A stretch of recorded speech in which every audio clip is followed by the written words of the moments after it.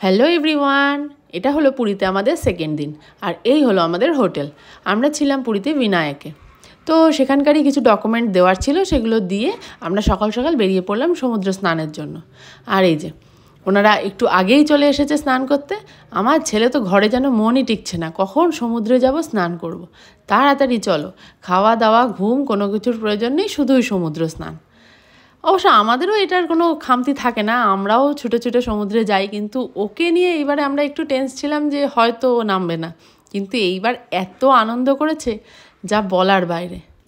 আর সত্যি ওকে দেখতে দেখতে আমাদের সমুদ্র স্নানও যেন আমরা ভুলে যাচ্ছি, যে আমরা সমুদ্রে স্নান করব সেই সব না করে ওকেই খালি দেখে যাচ্ছি। আর ওই দেখো কিভাবে দৌড়াচ্ছে, এদিক ওদিক সমুদ্রের পাড়ে দৌড়ে বেড়াচ্ছে।